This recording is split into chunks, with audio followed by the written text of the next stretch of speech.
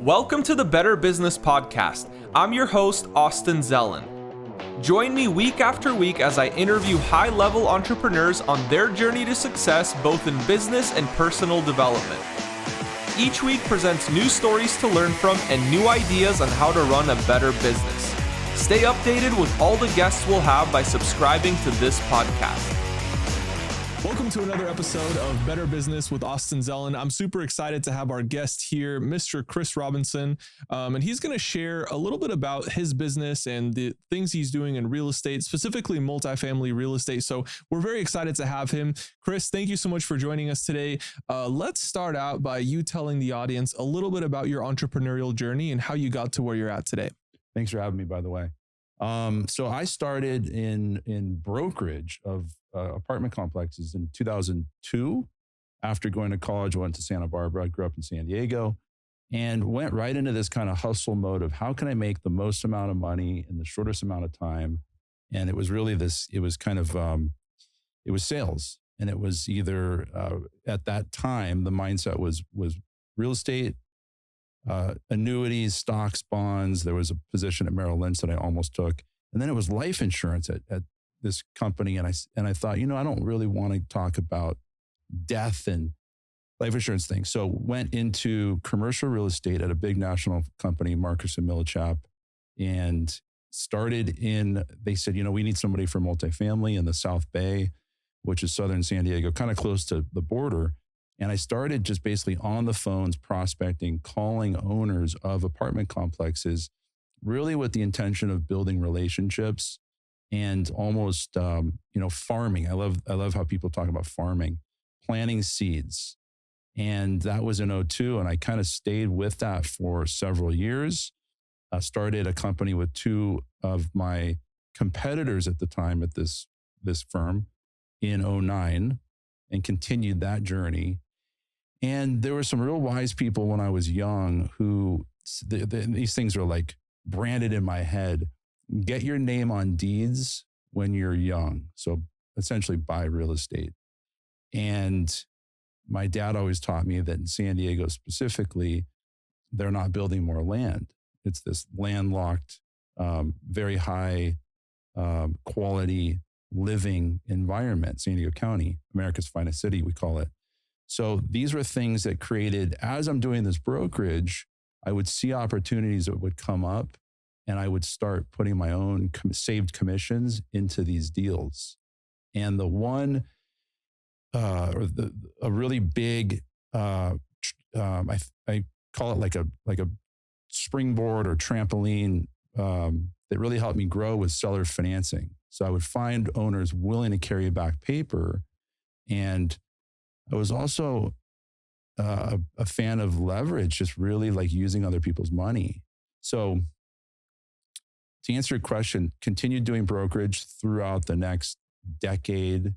I still do some deals. I closed a good sized transaction a couple of weeks ago, and it's gotten to be this really fun balance between some brokerage and then continuing to grow my own personal portfolio of rental housing, of units, basically. I don't go real high end. I don't go real low end. I'm kind of in the middle spot. Okay, cool. Yeah. And so how has that evolved over the years? So you started out putting a little bit of your own money in the deals, getting seller financing. Does it still look like that today or has it changed? It's completely different. I love that you asked that because somebody said the other day, and I'm quoting them, is, the car that got me here is not necessarily the same one that's going to continue moving me forward or helping me grow. So it's been a really, it's like we're in this private jet, this luxury private jet. We're flying to Tahiti, but we have all these headwinds now. And these headwinds are rent control, a lot of change within the state of California. There's issues. The interest rates are higher. Everybody talks about that. So it's harder to scale the business now. And it's really, I kind of feel for the young entrepreneurs that want to get into real estate investments because the barrier of entry is so damn high. It's always been high, but it's really high now. Yeah. And for whatever reason, a lot of those seller financing opportunities that we saw 15 years ago, I'm not really seeing those as much, where people don't want to be in that position of carrying back first trust deed. It's rare. Yeah. Interesting. So definitely challenging now. Yeah. And would you say that's because so many people are seeing that opportunity and they want to take advantage of it? So the market's just a little bit thin right now, or is it just a change in seller mindset, or what exactly? Yeah, that's an interesting question. Obviously, dissemination or information is so easily out there now, and people know what their assets are worth through all kinds of different tools, right? You've got Zillows and Redfins and all these different things. I do think that the high amount of demand and spotlight on real estate investments, and the fact that we're having a podcast right now and talking about it, there's so much about this being discussed, which we did not have 15, 20 years ago. So I think there's some validity to that there's a lot of people trying to get into the business, and it's created less opportunity, right? Less like nuggets to kind of turn over, so to speak. Yeah, definitely. Yeah. Cool. So back to kind of the whole topic of entrepreneurship. What's your favorite part about being an entrepreneur? Is it the time freedom, financial freedom? I love it. I'm so, I don't know if satisfied is the right word, but I'm so happy with my life, and it's a lifestyle. And my dad was someone who kind of instilled in us, work hard when you're young, invest your money, and then you can spend time with your friends and family and do what you want. I'm a big traveler. So the time, I guess it's freedom. Yeah, for me, it was just like create enough cash flow to where I didn't have to go into the office unless I wanted to. And that's really kind of sums it up for me. I was always kind of focused on that cash flow and that annuity of like, how much can we get coming in passively every month? Mm-hmm. As far as like the favorite thing about being an entrepreneur, I think it's really fun to, some colleagues and people that do this, they buy businesses and they turn businesses around and make them more effective, more impact, more profitable. I'm super good at doing that with multifamily investments and understanding the culture and the rules and regulations of the metro, wherever that location is, and getting the property from point A to point B. So that's been something that frankly I have fun doing. And there's more challenges in 2024 with these headwinds again that I keep pointing towards. But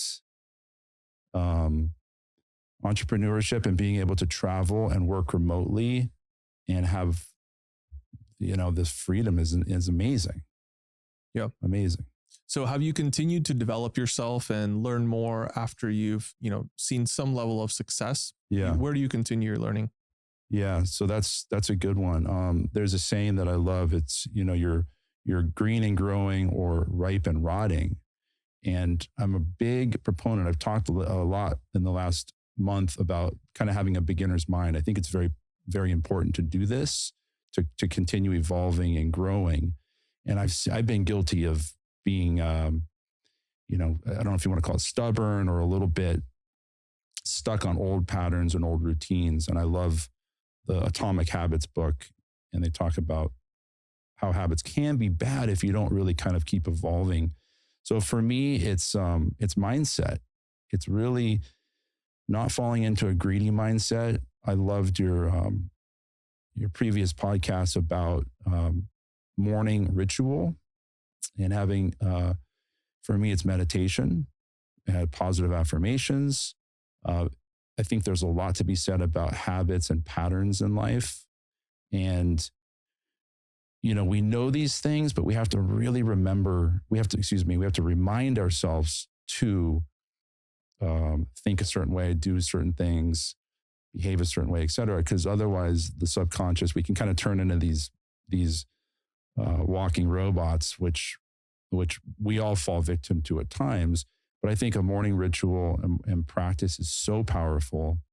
And I think it really kind of keeps us on the path that our highest and best self wants to go down. And that's really a big focus for me, is mindset, and not just chasing money, but really showing up with the best level of thinking I can, or the best type of thinking, and also giving back. How can I help others? So my newest company, Mango Tree Real Estate, if you're curious about why Mango, I can answer that because it's a fun story. But Mango Tree Real Estate, 10% of everything that comes in goes right back out. There's no like small print or anything, to causes that need money. And that's just more of a money thing. And then on the side, I really try to get involved with more volunteering and getting actually involved intimately with helping others.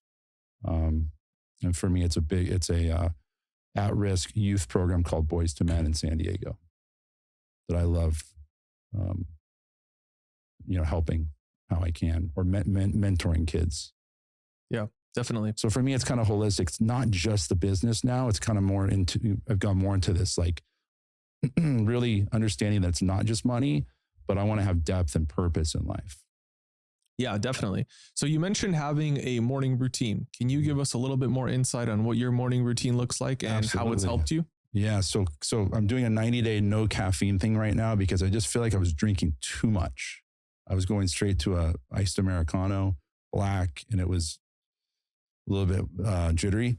So I do hot water and lemon, which is a lot of people do. And it's been kind of this nice warm thing in the morning that I like the process.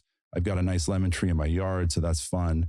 And then I sit for about 20 to 25 minutes, and I have a little, I call it an altar, but it's a little short table. There's a Hindu deity that I bought in 2010 in India when I was on a spiritual retreat. It's on that table, and that's kind of the focus, or the most important thing, I should say. And then it's really diaphragmatic breathing. I've grown up with a certain level of anxiety that I've been aware of since I was a little kid. And it comes and goes, and it's subtle most of the time, but it's kind of this underlying thing. And diaphragmatic breathing, in really for me, it's 6 seconds in, 6 seconds out from the belly and in and out through the nose. This is something that I do in the morning. And I do that for about 5 minutes. And then I go into a nice little it's about 15 to 20 more minutes of kind of moving energy or heat through the body. A lot of people talk about body scans. It's kind of like that, but I'm kind of concentrating the energy into my spine. This helps me really, I don't know what other word to say other than grounds me. And it creates, it brings all the thinking and the chaos into the center. And then from there, I go into something usually movement oriented, exercise, workout. And then I'm real big into sauna, hot sauna. And I'm going to say cold plunge, even though I don't use the cold plunge that often. It's brutal. Yeah. Awesome. Cool. So how do you surround yourself with people who inspire you? There has to be some people that are like mentors or people you look up to. How do you find ways to surround yourself with those people? I think that's a challenge as you become successful in your industry, because it's lonely at the top, right? So that's a great question. I think things like this, thinking outside the box, coming to a podcast, meeting people like yourself. There was a couple gentlemen that I met in the green room, we'll call it, who really got me thinking outside the box as far as inspiration and like depth of business and also life and philanthropy. So I think it's having that kind of like green and growing mindset where you're open to showing up to different things, and meeting different people. I wish I read more. It's one of the things that I do want to do more of, is like actually reading more and more books. But it's for me, it's like different organizations and kind of just trying to stay close to people that are doing what you're doing bigger. And we've got a lot of clients and friends that are billionaires, frankly, in multifamily. So really spending time with them, taking them for coffee, picking their brain, there's a lot of juice in that too. But to be honest, I probably want to be around more influential people. who can inspire me to keep growing. Because I think that's a challenge for me. Yeah. Are you part of any masterminds or programs where you've learned a lot and met people like that? It's a good question. So mastermind per se, no, but there's kind of like EO, Entrepreneur Organization. There was a group I was involved with for 4 or 5 years. I think these peer groups are super impactful because they're synergetic. You get a different spin on what you're doing. There's accountability. So I'm a big fan of peer groups, and I've done those over the years. And now that we're talking about it, Friday afternoon, I think it's candidly, I think it's an area that I may entertain more of moving forward, is joining a new peer group. Yeah. Yeah. Because that's a great reminder. Definitely. Now, what are some top skill sets that you've developed in your own personal toolbox, I'd say, in order to become better at business? Distinguishing yourself. I talk a lot to people about standing out from the competition. And the real simple example that I use is the gold paper clips. So when I was 22, 23, we did a lot of mail. Believe it or not, it was less email, more snail mail, hard letters. And I was always like, you know what? I'm not okay with the regular silver paperclip. I'm going to go order gold ones from Staples or Office Depot or whatever. That was my little tiny example of how I stood out from everybody else. And there was a gentleman, Jeff, back in the day, who did some financing for us, and he would always he would say, "Have an outstanding day," and he would say, "Stand out from the competition." And I always thought that was interesting. Anything we can do to stand out from other people and be, the most attractive person, orange salesperson at the farmer's market around 20 other people selling oranges. How can you do that? And then also, I come back to the habits and the patterns. I think the quote that was on my wall for 20 years, and it's still on my whiteboard, is, the difference between unsuccessful people and successful people is successful people they do the things that unsuccessful people don't want to do. It's very simple. Get up early, get to the office, make the calls, do the hard things, put in that work. And I don't know how to teach that. It's something that thankfully I think my dad was something that was instilled in me, was that work ethic from a young age. And that's when I see a lot of my friends who have kids and they're doing work in the yard or they're doing tasks around the house. I think that's super powerful for instilling that work ethic. Okay, cool. Now, what things have you done to improve your business overall? Do you think like it's better tracking or better hiring or finding new products or services? What have you done to run your business better? Consistency. I always talk about conservative consistency. So I'm not one that built a $100 million company and sold it. I found something that worked, and then I was kind of manically obsessed or addicted to continuing to do that. It was like this formula for me. So for me, it was consistency and understanding what works. We call it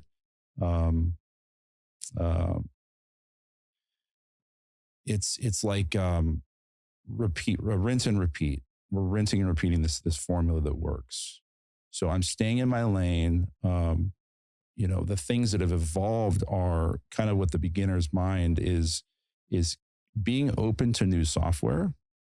One thing I've learned one of my biggest learning lessons over the last 22 years in business is I'm trying to be a perfectionist in a lot of areas of my life, and it's not necessary in business. You don't need everything to be perfect as far as systems and marketing and different parts of the business. So accepting a non-perfect world I think has helped me kind of like grow and not pay attention to as much detail, minute detail. And yeah, that's what comes up for me. Gotcha. Okay. Have you ever hired a consulting firm to help you with any of these processes? I haven't. Yeah. No, I never have. Okay. Are you using AI in any parts of your business? I'm not. No. No. Well, have you seen some of the cool things that AI can do to help a business be more profitable or less expensive to operate? There's a lot of really interesting tools, and I'd be curious to see in an industry like yours, where you're a multifamily investor and you're investing into all these things, but surely there are some things that you could probably be more efficient with if you use technology. Yeah. And that's one of the reasons I'm here. To be open to kind of this new world, because I see it in other facets, but I don't, not as much in the industry. We get calls and we get robotic stuff, and I'm like, I think I've been kind of this old school type of business person, and the beautiful thing is I'm evolving into now kind of this younger, more open business person. Definitely. So have you ever started any side projects besides the real estate stuff that you've got going on? The philanthropy is in my mind a project, because something where I'm putting more of my attention, energy, time. I'm currently building a house in Central America. I'm a big surfer, so that's really exciting. That's kind of this passion project.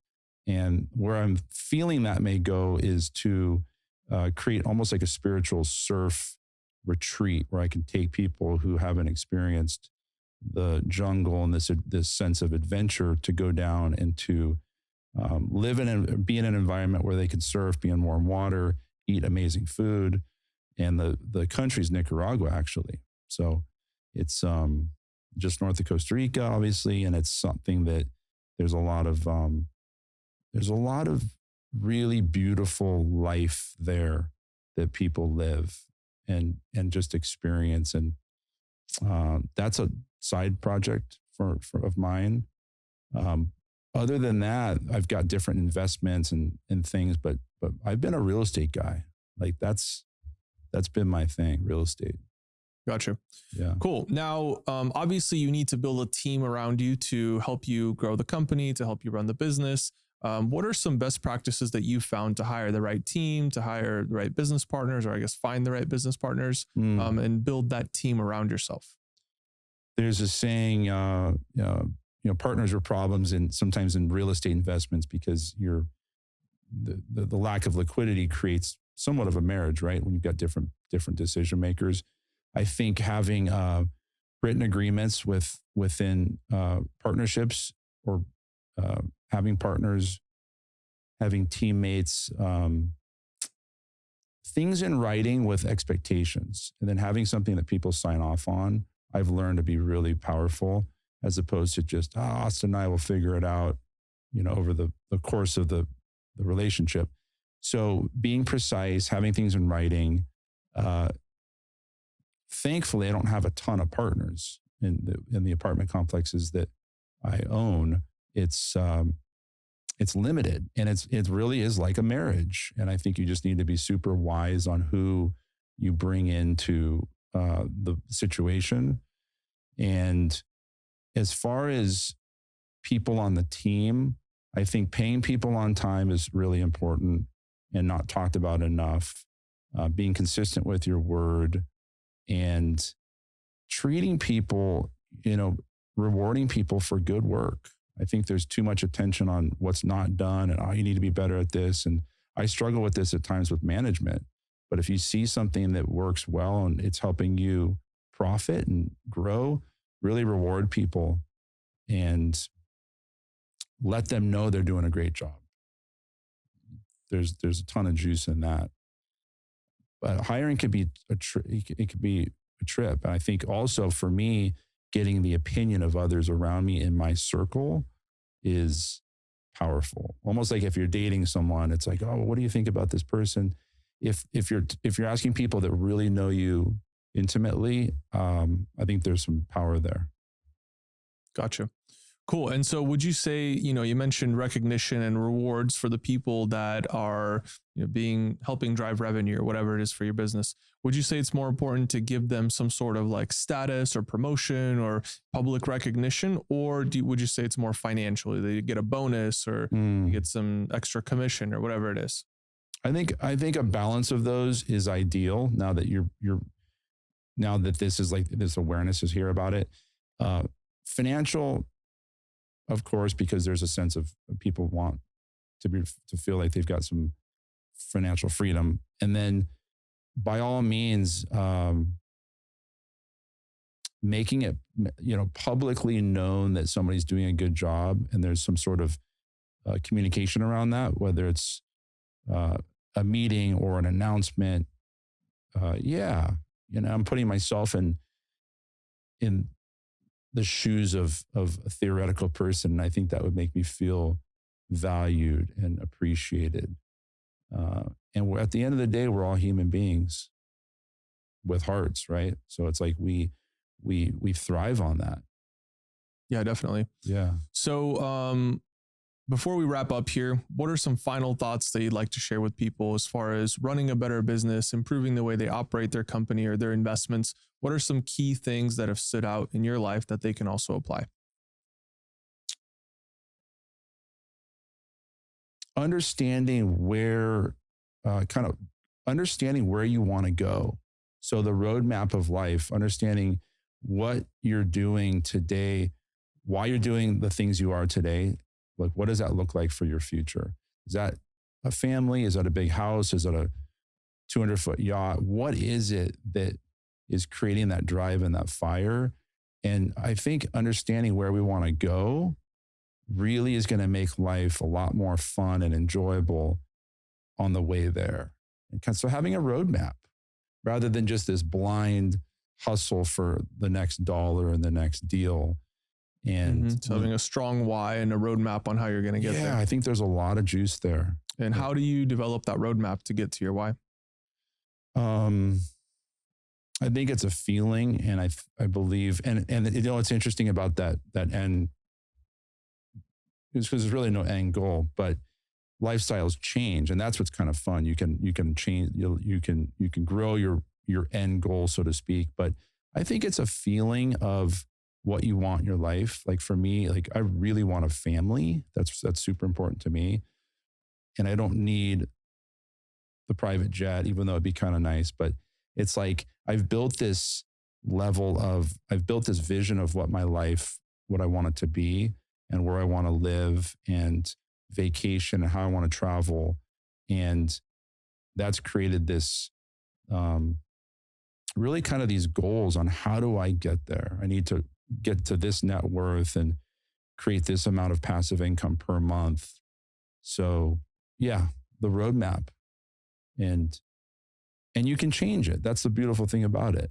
It's like, it doesn't have to be this concrete thing from the beginning. Having a mentor that you really want to emulate is another big one. And I point a lot of young people in their 20s that come talk to me and ask me questions. I really point them towards finding someone in their circle that they can emulate and look up to, that's doing what they want to do and is acting like they want to do. I think there's so much juice in that too. And then you've got somebody who can really carbon copy, and you can imitate what they do, and you can be their little protege, so to speak. And yeah, so if you're young watching this, I think if you're in your 20s, or it doesn't even matter, find someone who you're like, I want to be like that person in the business. And then whatever the heck they tell you to do. Yeah, mentorship. Awesome. Cool, man. Well, thank you so much for joining me here today. Thank you for sharing your insights and your point of view on running a better business. Guys, this was Better Business with Chris Robinson. He shared some valuable insights here. So, well, thank you for joining us today, and we'll see you all on the next episode.